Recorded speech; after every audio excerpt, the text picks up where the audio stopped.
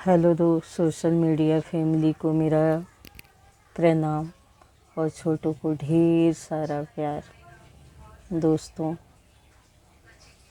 अभी हमारे ही थोड़ी दूर पे ऐसे ही 2-3 साल पहले एक बात हो गई थी कि घर के अंदर ही बुजुर्ग थे, बच्चियां अपने अपने घर रहती थी, तो बुजुर्ग अकेले बनाते खाते थे और 3 दिन से बुजुर्ग का दरवाज़ा नहीं खुला। तो अगल बगल वालों ने, जब बेटियों ने फ़ोन किया, नहीं उठा रहे थे, फिर बेटियां आई और मज़े की बात ऐसी है कि अगल बगल वालों ने भी कुछ केयर नहीं किया, ध्यान नहीं दिया। इस सिटी में, शहरों में पता नहीं क्या होता जा रहा है कि पड़ोसी का दरवाज़ा नहीं खुल रहा है, फिर भी कोई देखने को तैयार नहीं है।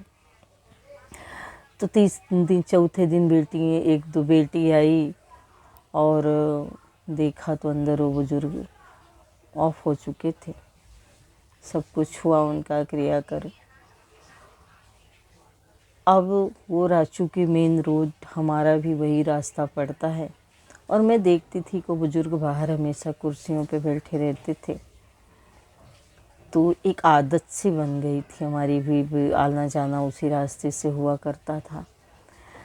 तो एक दिन रात को हम लोग पिक्चर देख के आ रहे थे और वो दरवाज़ा तब से बंद ही था और अभी करीब 2-3 महीने पहले की बात है। तो मुझे किसी ने बताया था कि वो बुज़ुर्ग आज भी किसी किसी को दिखते हैं। तो मैं नहीं मानती थी क्योंकि मेरे ही सामने सब हुआ और मुझे ऐसा लगता था कि सब हवाबाजी कर रहे हैं। इस चक्कर में वो रूम भी कोई लेने को तैयार नहीं है क्योंकि अगल बगल वाले भड़का देते हैं। तो मैं भी पिक्चर देख के आ रही, फैमिली के साथ थी। 12-12:15 बजा रात का, 12:30 क्या 1 बज रहा था। बच्चे थे मेरे, मैं थी, मेरे हस्बैंड थे, सब आगे आगे चल रहे थे और मैं पैदल ही पीछे आ रही थी। तो दूर से ही मुझे दिखा कि कुर्सी पे कोई बैठा है। अब वो टाइम में भूल गई कि वो अंकल ने शरीर छोड़ दिया है, ऑफ हो गए हैं। मैं आई, बगल से निकली और चूँकि मैं वो पहले भी नहीं बोलती थी तो मैंने इतना ध्यान नहीं दिया।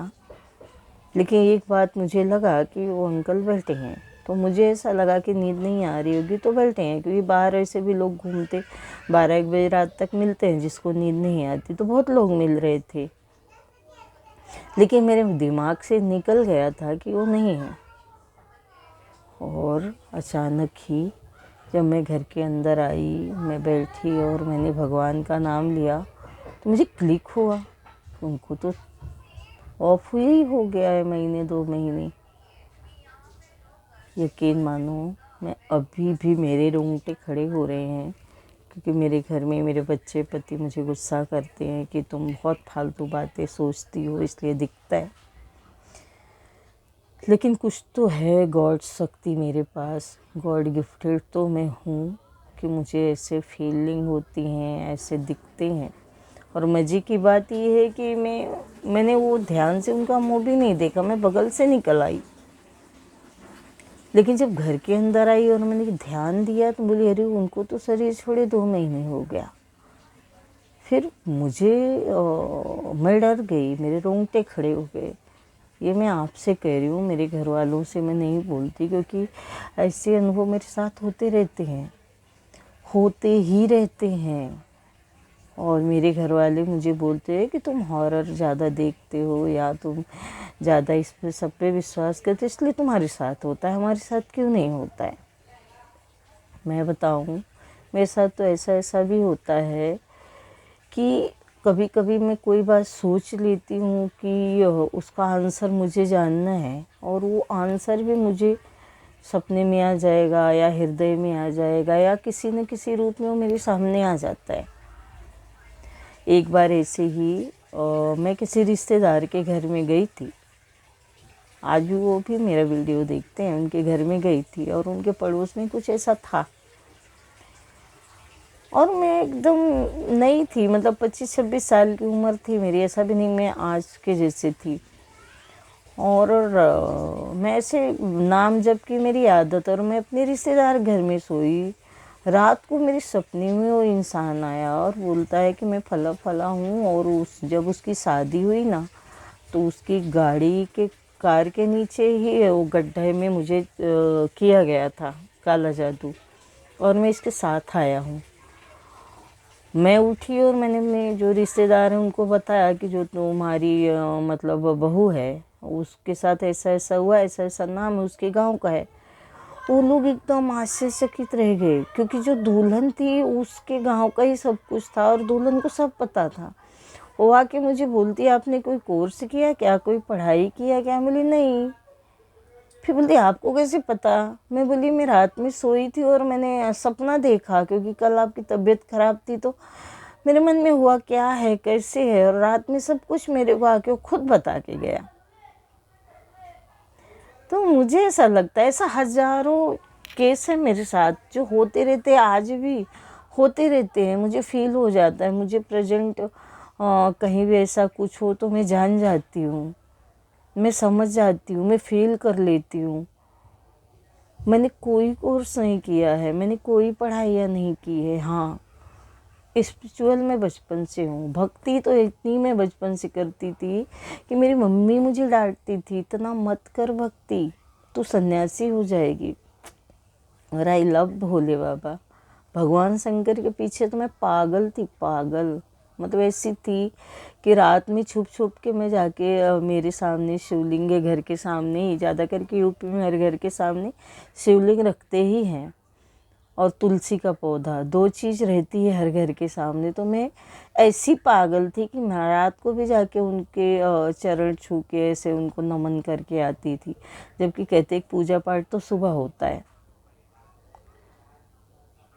और सच बताऊं तो बहुत बार मुझे ऐसे अलौकिक नज़ारे, दृश्य, घटनाएं हमारे साथ, दिव्य दिव्य घटनाएं हमारे साथ हुई हैं।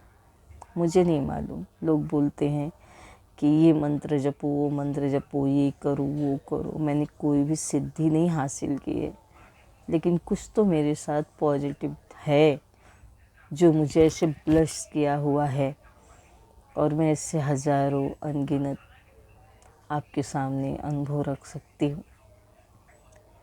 एक बार ऐसे ही भोलेनाथ का शिवरात्रि था, मैं पूजा कर रही थी, और चूँकि हमारे ससुराल में पूरा फैमिली हमारी थी, 10-12-13 लेडीज़ मिल के शाम को दिन भर हम निर्जला व्रत रखते और शाम को पूजा करते। तो सब ने एक में ही सबका फूल सब कुछ थे, बेलपत्र, धतूरा, फूल, दूध, दही, जो भी था। मेरे को लेट हो गया, मैं क्योंकि मेरे छोटे छोटे बच्चे थे, हमारी चाची सास थी, सबके बाद मैं आई और मैंने अपने लोटे में सब कुछ रखा। तो धतूरे का पत्ता नहीं था, तो मैं बोली मेरे लिए धतूरे का पत्ता नहीं रखा क्या? तो किसी ने बोला कि चाची सास को कि उन्होंने ज़्यादा रख लिया। तो मैं जल चढ़ाते टाइम बोली भोलेनाथ, क्योंकि मेरे पहले मेरी चाची सास ने ही जल चढ़ाया था। मैं भोलेनाथ, जो चाची के हिस्से का बेलपत्र है ना, उसमें से थोड़ा सा मेरे हिस्से में डाल देना। यकीन मानिए दोस्तों, एक अजीब सा ऑरा वहाँ क्रिएटिव हुआ मेरे हृदय में झन, और मेरी चाची सास के हृदय में भी, और वहाँ उपस्थित हर लोगों को ऐसे लगा कि सबको करंट लग गया हो। और मेरी चाची सास मुझे बोलते नहीं नहीं नहीं, मैं अपने में से तुझे नहीं दूंगी।